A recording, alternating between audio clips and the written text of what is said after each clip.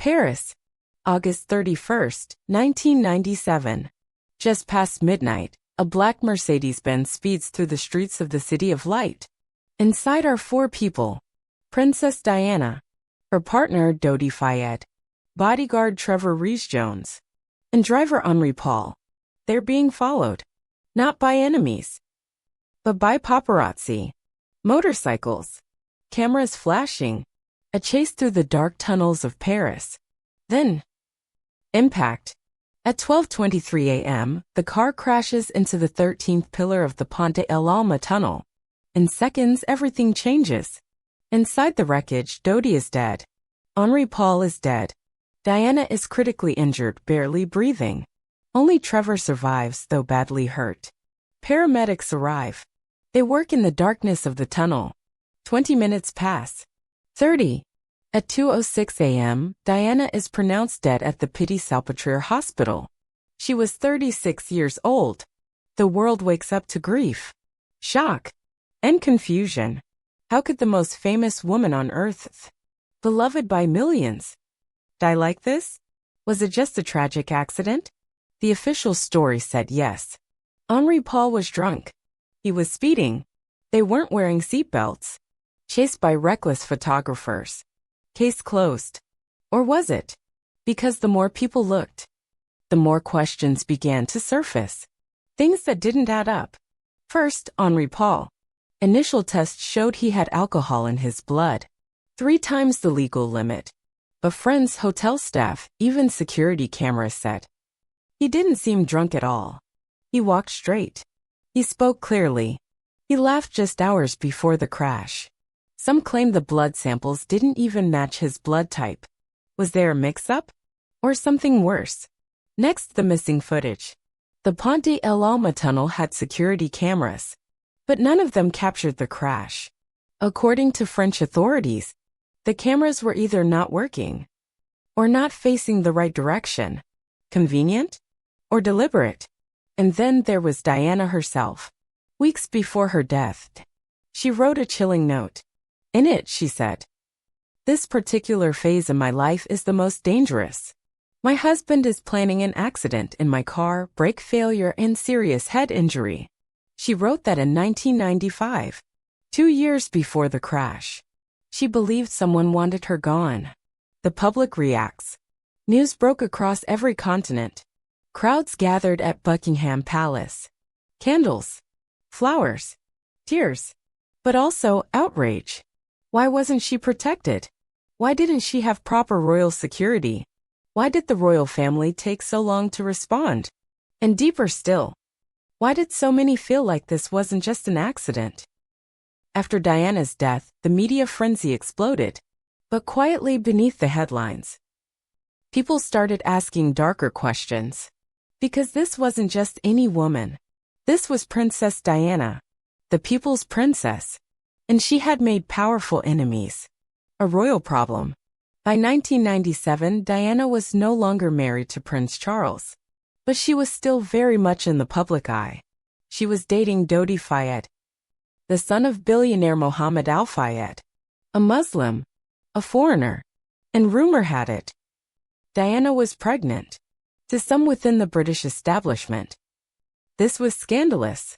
A future king's mother with a child from a Muslim man? Unthinkable. To those obsessed with royal purity, Mohammed Al Fayed later claimed Diana and Dodi were planning to marry, that this union threatened the monarchy, and that's why they were killed.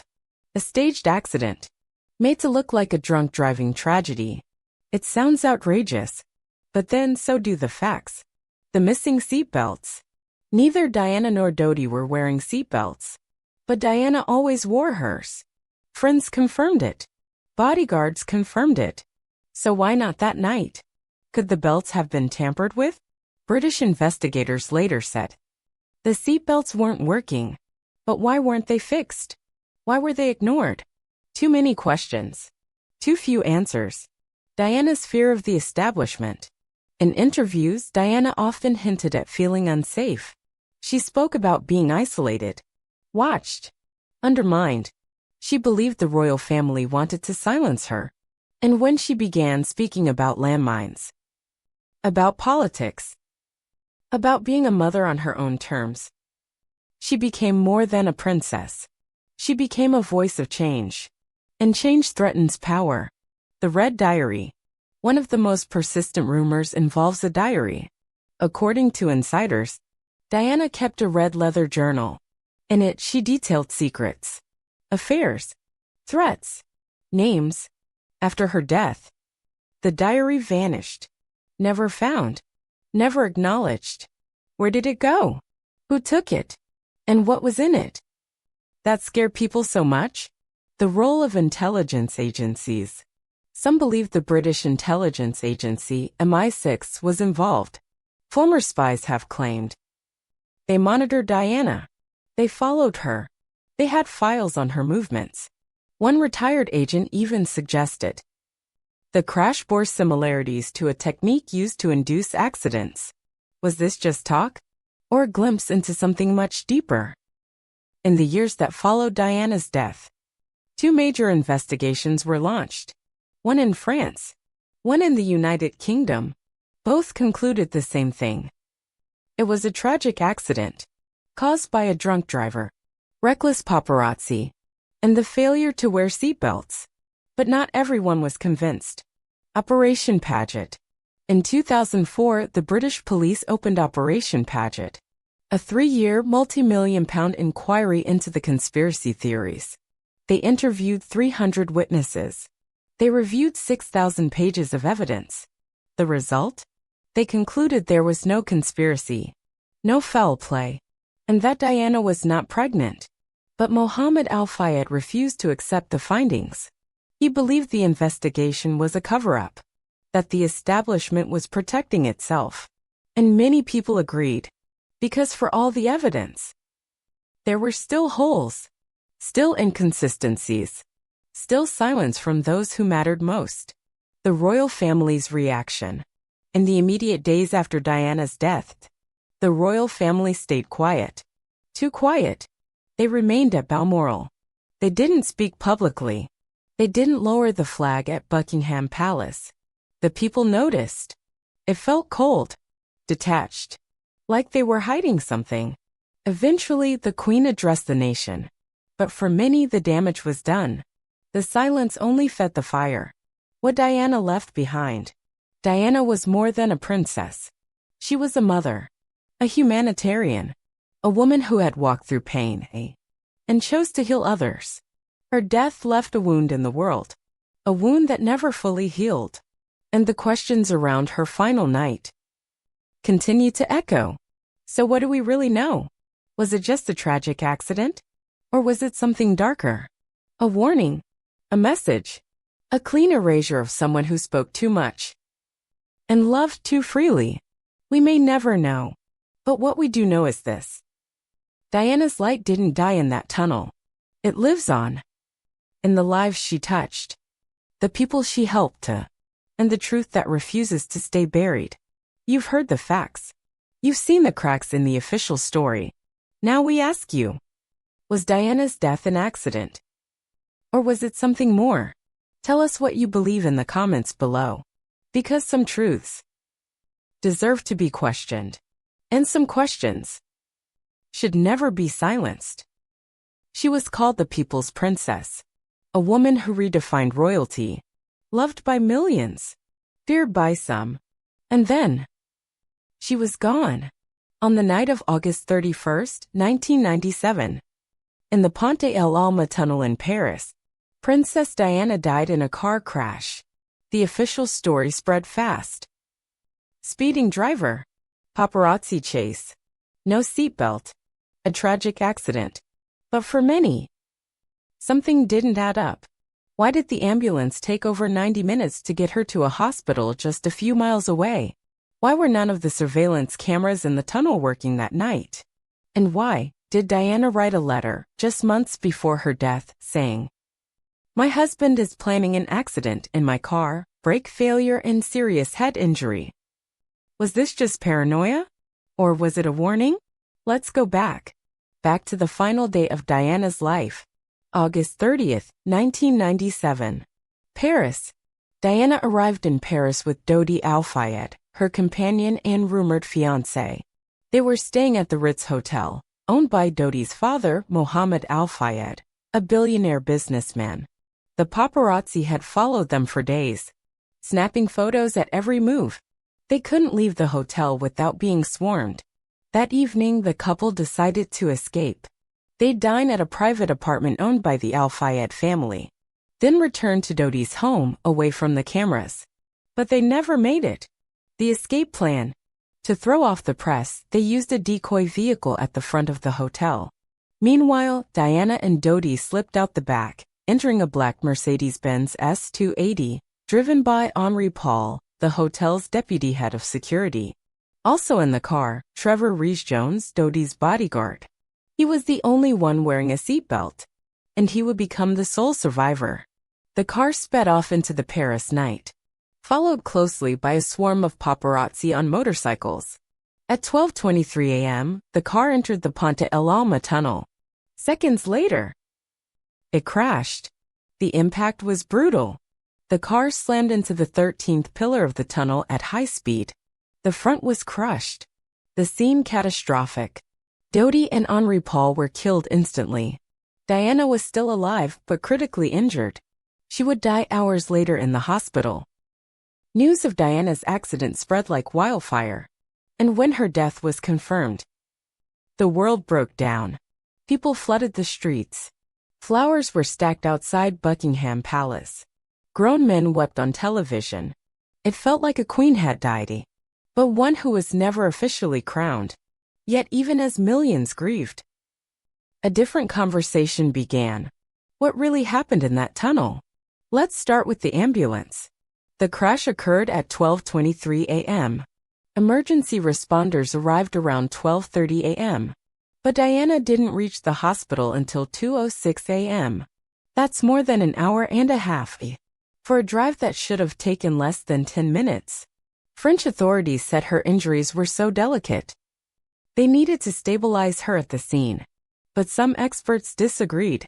They argued that in trauma cases like this, load and go is the standard. Get the patient to the hospital fast. Why the delay? And then there's the issue of the missing CCTV footage. The Pont de l'Alma tunnel had multiple traffic cameras, but officials claimed that none of them recorded the crash. Why? Were the cameras really off? Or was something withheld? The letter that changed everything. In October 2003, the Daily Mirror published a handwritten letter. It was from Diana, dated October 1996, less than a year before her death. In it, she wrote, "This particular phase in my life is the most dangerous. My husband is planning an accident in my car, brake failure, and serious head injury." That letter was given to her former butler, Paul Burrell, who kept it for years. When asked why she wrote it, friends say Diana had become increasingly suspicious of the people around her. She had divorced Prince Charles. She was outspoken, independent, dating a Muslim man, and she had talked openly about landmines, poverty, HIV, and the failures of the royal family. Some believe she had become a threat. The conspiracies begin. Over the years, multiple theories have emerged. 1. The royal plot, that Diana's death was orchestrated by the royal family or intelligence services to protect the monarchy, to avoid scandal, to silence her. 2. The pregnancy theory, that Diana was pregnant with Dodi Al-Fayed's child, and that a Muslim child in the line of royal succession was unacceptable. 3. MI6 involvement. Former intelligence officers have claimed that the method used in Diana's crash closely resembles techniques used in targeted assassinations. A bright light, high speed, tunnel, no escape. Are these theories far-fetched? Maybe, but they refuse to disappear. Even Mohammed Al-Fayed, Dodi's father, spent years demanding a full inquiry. He believed his son and Diana were murdered. He never accepted the official explanation. In 2004, the British government launched an official investigation. It was called Operation Paget, led by the Metropolitan Police. The goal? To explore all conspiracy theories surrounding Diana's death. The investigation took 3 years. It reviewed thousands of pages of evidence, interviewed hundreds of witnesses, and cost over £10 million. In the end, the conclusion was clear. No foul play, just a tragic accident. The driver, Henri Paul, was found to be intoxicated, driving at over 100 kilometers per hour. Neither Diana nor Dodi wore seatbelts, and the paparazzi played a devastating role. But even with that conclusion, many weren't satisfied, because too much still didn't make sense. Why was Henri Paul, an experienced security officer, driving at such a reckless speed? Why did he have high levels of carbon monoxide in his blood? Why didn't the royal family react faster? Why did they remain so quiet? And why did Diana seem to know something was coming? A woman who knew too much? In her final interviews, Diana spoke of being isolated, cut off, targeted. She said, "There are people in this establishment who don't like me. They see me as a threat." She had left the royal family, but she hadn't gone quietly. She had the world's attention, and she was using it to speak about injustice, to criticize tradition, to shape her own legacy. And maybe that was too much for some to tolerate. A legacy that refuses to die. Today, more than 2 decades later, Diana remains one of the most beloved figures in modern history. Her face still appears on murals, magazines, and memorials. Her story has inspired films, documentaries, and books. Her sons, Prince William and Prince Harry, continue to speak of her with reverence and pain. But her death is still an open wound. To this day, millions believe we don't know the full truth. That somewhere between the headlines and the reports, the real story was buried. And perhaps that was the point. The final question? So what really happened that night in Paris? Was it just a tragic car crash? A deadly mix of speed, chaos, and poor decisions? Or was it something more? A carefully orchestrated plan? A silencing? A cover-up? The truth may never fully come to light. But the questions remain. And they matter.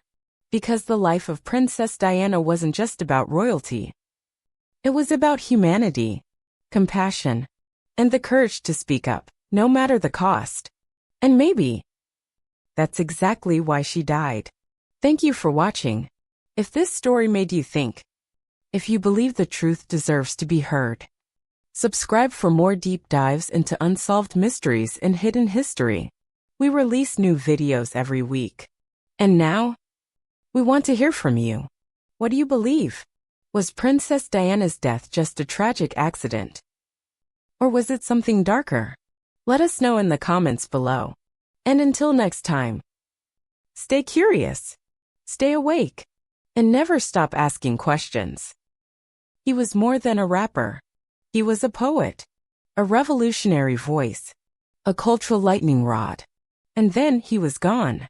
September 7th, 1996. Las Vegas. Tupac Shakur was in town to watch a Mike Tyson fight. He arrived with Suge Knight, CEO of Death Row Records. The two were business partners and targets. After the fight, around 8:30 p.m., Tupac and Suge got into a scuffle in the lobby of the MGM Grand Hotel. Security footage captured the scene. Tupac was seen punching Orlando Anderson, a member of a rival gang. It looked like just another brawl. But it wasn't. It was a spark. And 6 hours later, Tupac would be shot. The final ride. At around 11 p.m., Tupac and Suge were driving through Las Vegas. Tupac was in the front passenger seat. No body armor. No security detail behind them. Just a BMW 750iL rolling down Flamingo Road. Music. Laughter. A night that felt like a celebration. They stopped at a red light. Tupac leaned out the window, chatting with a car full of fans. Smiling, unaware of what was about to happen. Then, at 11:15 p.m., a white Cadillac pulled up beside them. 4 shots rang out, followed by more. A total of 13 rounds fired. Tupac was hit 4 times. Twice in the chest, once in the arm, and once in the thigh. Suge was grazed but survived. The gunman? Gone. Vanished into the night. The hospital and the silence. Tupac was rushed to University Medical Center of Southern Nevada. He underwent surgery, lungs removed, sedated, hooked to machines. For 6 days, the world held its breath. Outside the hospital, fans lit candles. Singers held vigils. The media speculated, twisted, and theorized. On September 13th at 4:03 p.m., Tupac Shakur was pronounced dead. He was just 25 years old. The world mourned. But within hours, something strange happened. The police went quiet. The case stalled. And the question began. Why wasn't this solved? In the days after Tupac's death, the world asked the obvious question. Who killed him? The answer never came. And the silence that followed was louder than any gunshot. Let's look at the theories. Theory 1, the gang retaliation. Some said it was simple. Orlando Anderson, the man Tupac had fought hours before the shooting, was a member of the Southside Crips. Tupac was tied to the Bloods through Suge Knight and death row. Gang retaliation made sense. Quick, brutal, street justice. But here's the problem. Orlando Anderson was brought in for questioning, then let go. He was never charged. 2 years later, he was killed in another shooting. No confession. No closure. Theory 2. Suge Knight was the target. Others believed Tupac wasn't the intended victim. Suge Knight was controversial, aggressive, and had made a lot of enemies. Some insiders whispered the shooting was a hit on Suge, and Tupac just happened to be in the passenger seat. But Suge survived. Barely a scratch. And that raised eyebrows. How does someone survive a direct ambush with bullets flying, while the person sitting inches away takes 4 shots? Unless they weren't the real target. Or unless someone knew where to aim, and where not to. Theory 3, death row records and betrayal. Then came a darker theory. Tupac was about to leave Death Row Records. He had finished the 3-album deal required by his contract, and he was starting his own label, Machiavelli Records. He wanted out of the violence, out of the control, out from under Suge Knight. But Tupac was more than an artist. He was an empire. His image, his words, his future. That meant millions, possibly billions on the line. Was it possible someone didn't want to let go? Was it possible they stopped him before he could walk away? Theory 4. The government did it. And finally, the most radical idea. That Tupac Shakur was targeted by the government.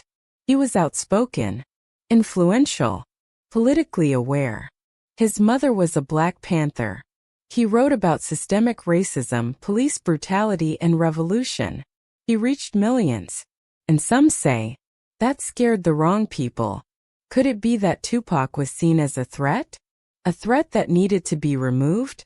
FBI files show that Tupac was under surveillance for years. His lyrics were dissected. His concerts monitored. So when he died, some asked, was it a warning to others? Or simply the end of a man who refused to be controlled? No arrests. No justice. No matter the theory, the fact remains. No one has ever been arrested for Tupac's murder. Not one person. Not one trial. Not even a serious suspect. Las Vegas police claimed a lack of cooperation. No witnesses. No evidence. But many close to Tupac say the real issue wasn't evidence. It was will. Some say the investigation was never taken seriously. Others believe it was intentionally sabotaged. And maybe that's why the questions have never stopped.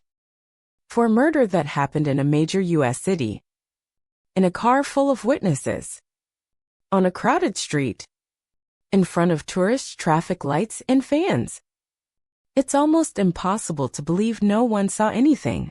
But that's what the official report says. No one talked. No one testified.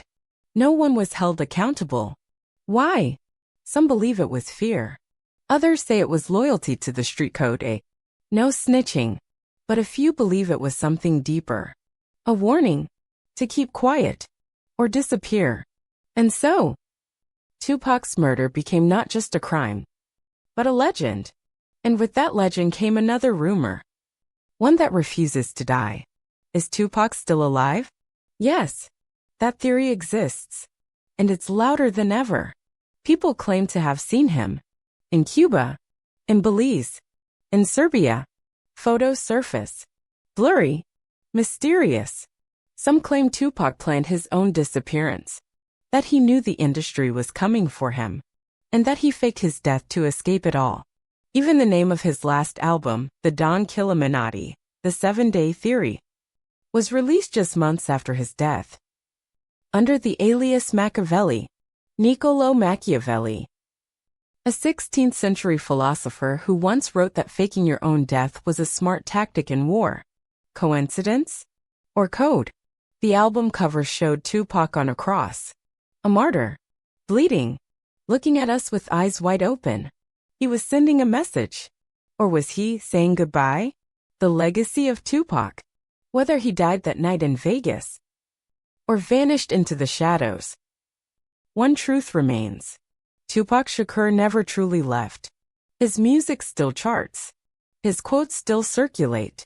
His image still inspires. He spoke for the unheard. He challenged power. He exposed injustice. And for that, many believe he was punished. But maybe he also became something more. Not just an artist, but a symbol of rebellion, of truth, of the cost of speaking out. The final question. So now we ask, who killed Tupac? Was it a rival gang? A record label hit? A government operation? Or was it all just chaos? Maybe we'll never know. Maybe we were never meant to. But what we can do, is keep asking, keep listening, keep remembering. Because as long as we remember Tupac, as long as his voice echoes through speakers and generations, they can never truly silence him. Thank you for watching. If this story made you think, subscribe for more unsolved mysteries and hidden truths. We post new deep dive documentaries every week. And now, we want to hear from you. What do you believe happened to Tupac? Was it just street violence? Or was it something far more orchestrated? Drop your thoughts in the comments below. And until next time, stay aware, stay awake, and never stop asking questions. August 4th, 1962. A quiet Saturday evening in Brentwood, Los Angeles. Inside a modest Spanish-style home at 12305 Fifth Helena Drive, Marilyn Monroe was alone. She had spent the day talking on the phone, meeting her psychiatrist and taking long naps. To the outside world it seemed like any other day. But this would be her last. At 8 p.m. she spoke with Joe DiMaggio's son on the phone. At 8:30, she reportedly chatted with her friend Peter Lawford. He said she sounded off, tired, detached, almost drugged. By 10 p.m., she had vanished from contact. No more calls. No more signs of life. At 3:30 a.m., her housekeeper, Eunice Murray, noticed a light under Marilyn's door. She knocked. No answer. She called Marilyn's psychiatrist, Dr. Ralph Greenson, who arrived minutes later. He broke the window. Inside the room, Marilyn Monroe was lying nude on the bed, face down, a phone in her hand. Empty pill bottles scattered around her. Silent. Still. She was only 36. The official story. The coroner's report called it probable suicide due to an overdose of barbiturates. No signs of foul play. No signs of struggle. But almost immediately, questions began to surface. Why didn't anyone call emergency services right away? Why was the body moved before police arrived? Why were certain documents missing? And perhaps most disturbing, why did so many people report completely different versions of that night? The conflicting timelines. Some witnesses said Marilyn died around midnight.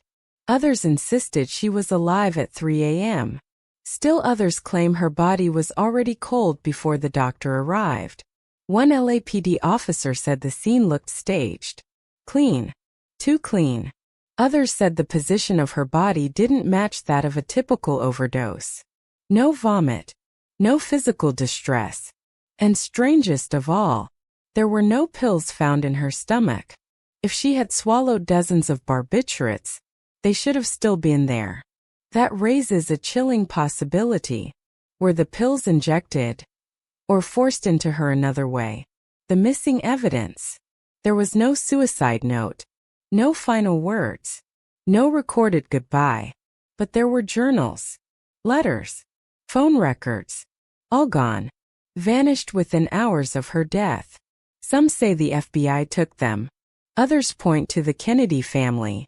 And some believe it was the studio system itself, cleaning up a scandal that could have shaken the entire country. Marilyn Monroe was more than a movie star. She was a cultural icon, a symbol of beauty, fame, and desire. But behind the glamorous smile was a woman burdened with secrets. And some of those secrets may have involved the most powerful men in America. The Kennedy connection. Marilyn was romantically linked to President John F. Kennedy, and, according to several sources, also to his brother, Attorney General Robert F. Kennedy.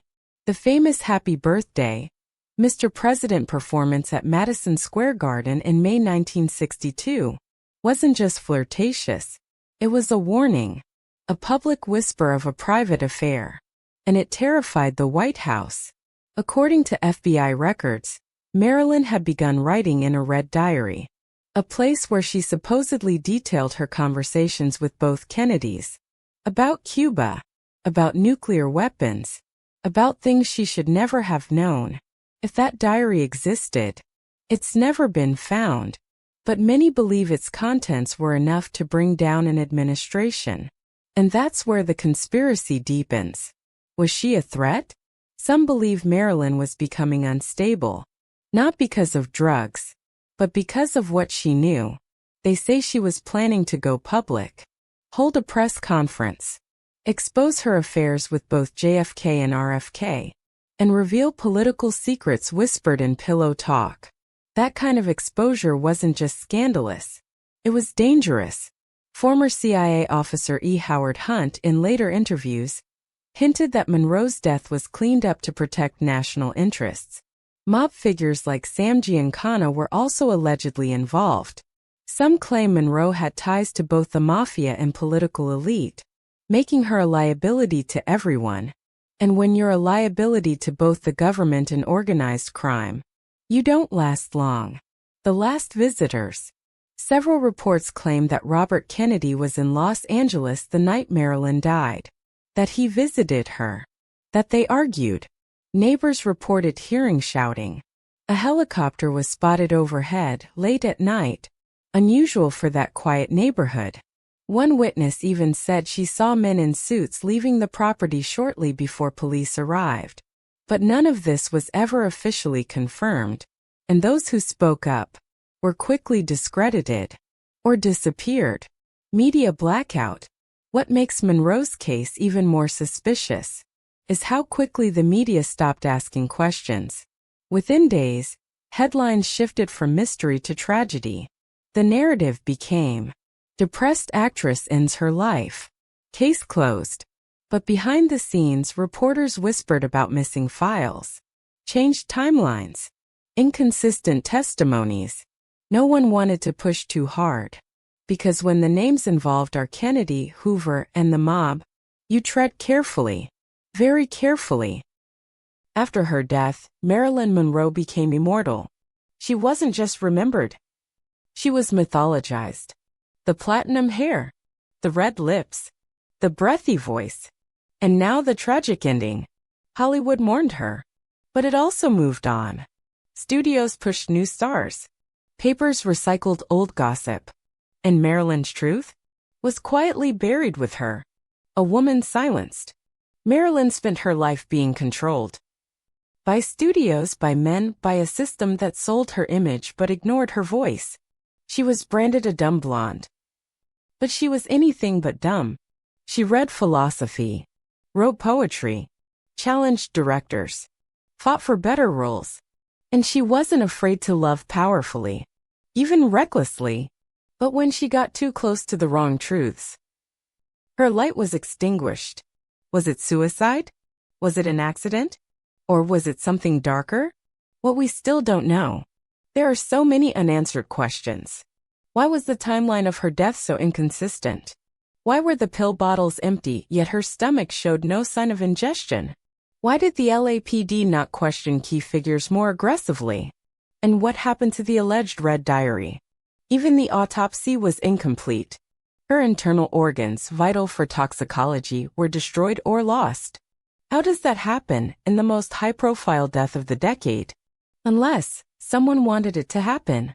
The woman behind the icon. We remember the legend, but rarely the person. Marilyn Monroe was born Norma Jean. She came from poverty. She faced abuse. She struggled with mental health her entire life. She wanted to be taken seriously. As an actress, as a woman, as a human being. But the world only saw the image, the smile, the sex symbol. And maybe that's the real tragedy. Why her death still haunts us. Marilyn's death was more than a tabloid story. It was a mirror, showing us how fame consumes, how power corrupts, and how truth gets buried. It reminded us that the higher you rise in public love, the more dangerous your fall can be in private silence. Because in the end, Marilyn wasn't just a victim of pills or secrets. She was a victim of the very system that built her up, then abandoned her. Final reflection. Over 60 years have passed, and we're still asking the same question. Who killed Marilyn Monroe? Maybe it was no one. Maybe it was everyone. Maybe it was the world itself. Too cruel. Too demanding. Too blind to the woman behind the icon. All we know is this. She deserved answers. She deserved peace. And maybe, just maybe, she deserves truth. Even now. June 25, 2009. A quiet mansion in Los Angeles. Behind its locked gates, the king of pop lies motionless in bed. Paramedics rush in, but it's too late. Michael Jackson, the most famous man on earth, is gone. But what really happened that night? Was it a tragic accident? Or something far more sinister? Tonight, we dive deep into the mystery behind the death that shook the world. Michael Jackson wasn't just a performer. He was the face of an era. From the moonwalk to sold-out stadiums, he stood above the rest. But on the morning of June 25, 2009, the world awoke to silence. Michael Jackson had died. 50 years old. Gone. Just like that.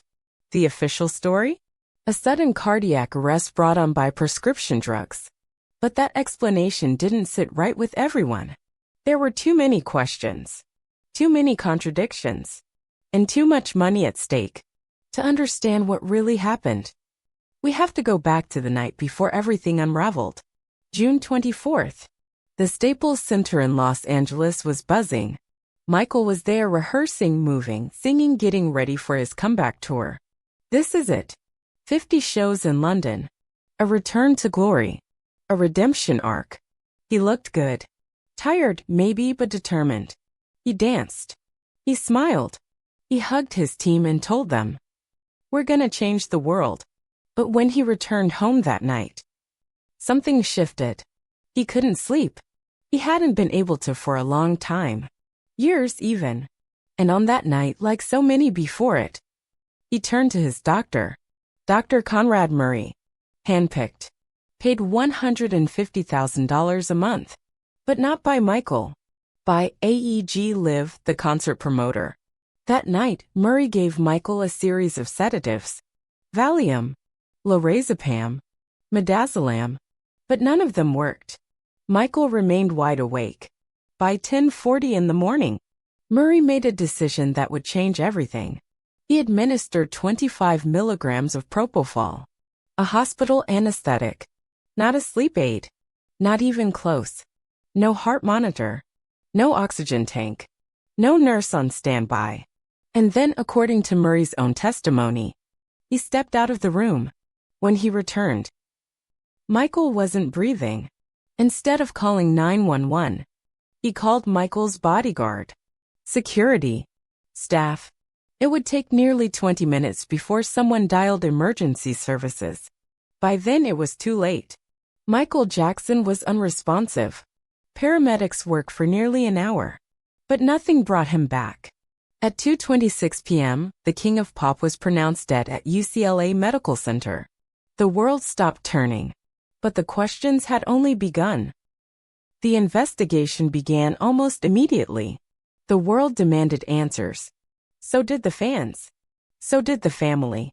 How could Michael Jackson, one of the most protected celebrities on earth, die in his own home from a drug used in surgery? All eyes turned to one man. Dr. Conrad Murray. The physician who had been by Michael's side in his final months. The man who administered the fatal dose of propofol. And the man who didn't call 911 until it was far too late. In 2011, after 2 years of headlines, rumors, and endless speculation, Dr. Murray stood trial for involuntary manslaughter. The prosecution painted a clear picture. Murray had acted recklessly. He gave a dangerous drug in an unmonitored setting.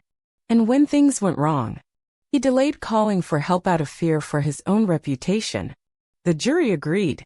Murray was found guilty. He was sentenced to 4 years in prison. He served just 2.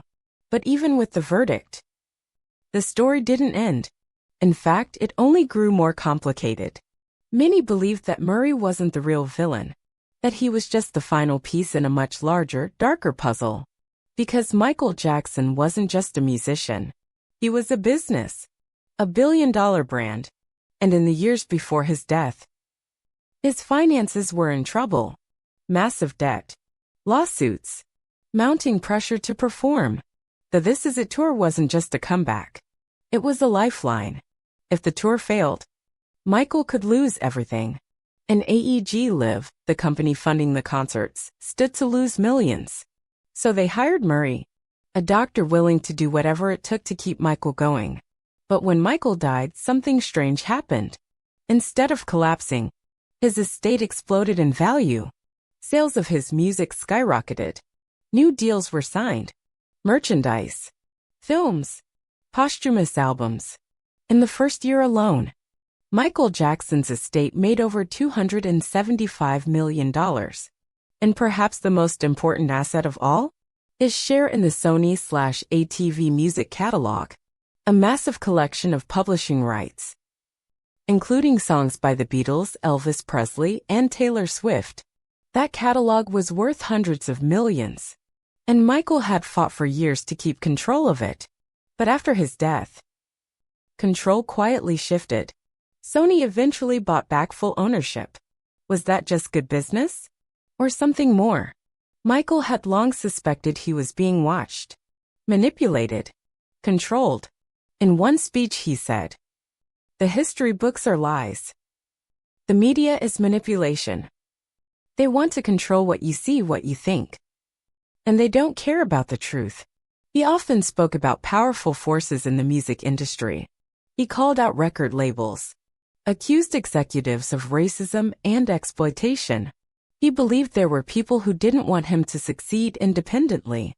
So when he died, under mysterious circumstances, just weeks before a massive financial comeback, some couldn't help but ask, was this really just about sleep? Or was Michael Jackson silenced before he could rise again? As the world searched for answers, those closest to Michael remembered something chilling.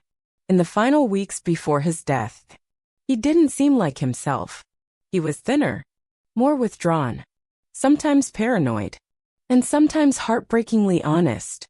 He told people he didn't feel safe. He said there were people watching him, controlling him, waiting for him to break. One dancer from the This Is It tour recalled, "He would shake. He looked confused. He said things like, 'They're trying to kill me.' And that wasn't the first time he had said it. In multiple interviews, Michael hinted at threats. He said people wanted his catalog, that he was being used, that the people around him didn't really care about his well-being. Even his children in later years would suggest that something wasn't right. His daughter Paris once said, "Everyone in the family knows. It was not just an overdose. And yet, no one has ever been held responsible beyond one man."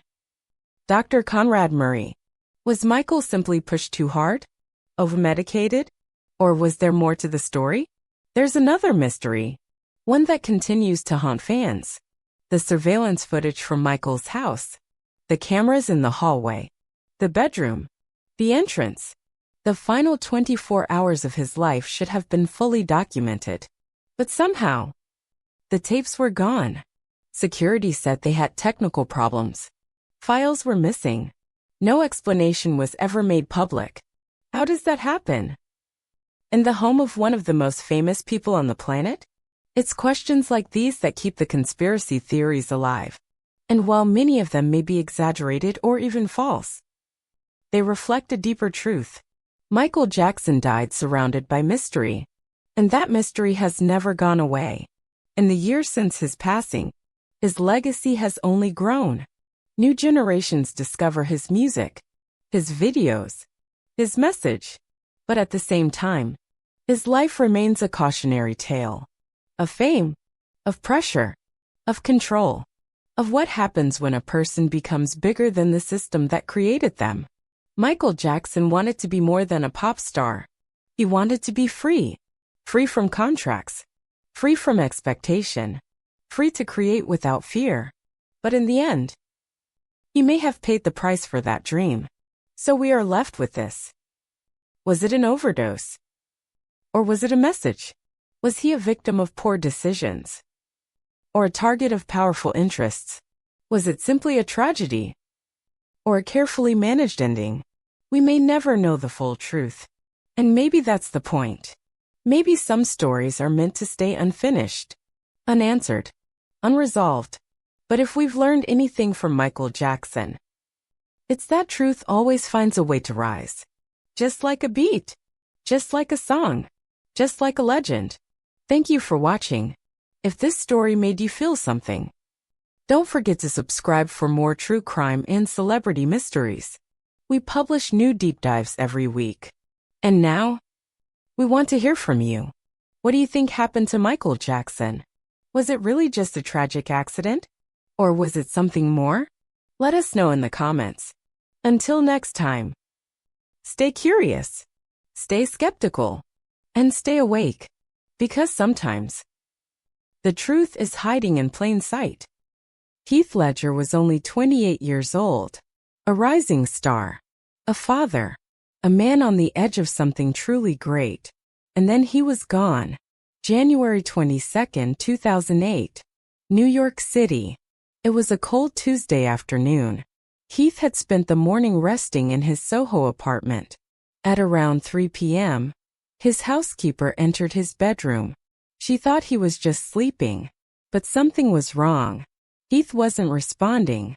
She called his masseuse. Together they tried to wake him. They couldn't. The masseuse called 911. Tried CPR. Still no response. By the time paramedics arrived, it was too late. Heath Ledger was dead, lying face down on his bed, surrounded by 6 prescription pill bottles. The headlines followed fast. Joker actor found dead in apartment. Suspected overdose. Tragedy in Hollywood. But even in those early hours, the story didn't sit right with everyone. The rising star, Heath Ledger, was more than a pretty face. More than a teen heartthrob. He was ambitious, thoughtful, uncomfortable with fame but addicted to the art. From 10 Things I Hate About You to A Knight's Tale, he climbed quickly, but always searched for something deeper. In Brokeback Mountain, he stunned critics and audiences alike. And then came The Dark Knight. His role as the Joker was transformative, terrifying, unforgettable. Heath didn't just play the part. He became it. He locked himself in hotel rooms, kept a journal, pushed himself to the edge. And when filming ended, many wondered if he had ever truly let go. The official cause. The New York Medical Examiner ruled it an accidental overdose. The toxicology report listed oxycodone, hydrocodone, diazepam, temazepam, alprazolam, and doxylamine. A deadly mix of painkillers, sleeping pills, and anti-anxiety meds. But no single dose was high enough to kill him. It was the combination that stopped his heart. His death, they said, was entirely accidental. No note, no foul play, no signs of suicide, just a tragic mix-up. But not everyone believed that, and some still don't. Heath Ledger's performance as the Joker is considered one of the greatest in cinematic history. But behind the accolades was a man unraveling. To prepare for the role, Heath isolated himself in a hotel room for over a month. He kept a journal, writing pages of disturbing thoughts, twisted jokes, and dark images. He studied voices, practiced laughter. He immersed himself in madness. That journal, later revealed by his father, ended with a chilling phrase, "Bye-bye." Some saw it as a theatrical flourish. Others saw it as a goodbye. Heath spoke openly about the toll the role had taken. In one interview he said, "Last week I probably slept an average of 2 hours a night. I couldn't stop thinking. My body was exhausted and my mind was still going." He battled insomnia. He used sleeping pills. Sometimes they worked. Sometimes they didn't. Friends said he was edgy, restless, on edge. And yet, he wasn't spiraling. He was focused. He was excited. He was working. In fact, he had just finished filming the Imaginarium of Dr. Parnassus. He was in talks for new projects. He had just seen early footage of The Dark Knight and he was proud of it. So if Heath wasn't depressed, wasn't suicidal, what happened? The medications. The toxicology report showed 6 medications in his system. All legal. All prescribed. But here's where things get strange. Heath didn't have one doctor. He had multiple. Different prescriptions from different countries. Some from the US. Some from Australia. No one seemed to know what the others had given him. And there was no single doctor coordinating his care. That raises a question. Was this a tragic accident? Or medical negligence? Why was no one held accountable? Why was no one even seriously questioned? The missing context. Some friends said Heath had been clean for months. Others said he'd been using medications to cope with stress and sleep deprivation. He had recently split from Michelle Williams, the mother of his daughter Matilda. He missed his child. He felt isolated. But he wasn't falling apart. He had plans. He had hope. He had momentum. And then suddenly he was found dead. No note. No final words. Just a cold apartment. A quiet room. And questions that still echo. The Joker role has always been different, dark, disturbing, demanding. But after Heath Ledger's death, people started asking, is the role cursed? Jack Nicholson, who played the Joker in 1989, reportedly warned Heath, "Be careful with this role." After Heath's passing, Nicholson was approached by paparazzi.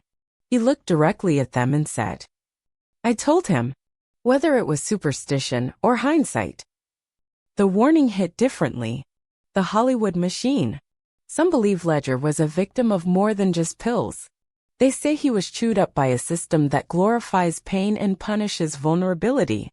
Heath had always expressed discomfort with fame. The attention. The pressure. He valued privacy. He craved authenticity. But in Hollywood, privacy is a myth, and authenticity doesn't sell tickets.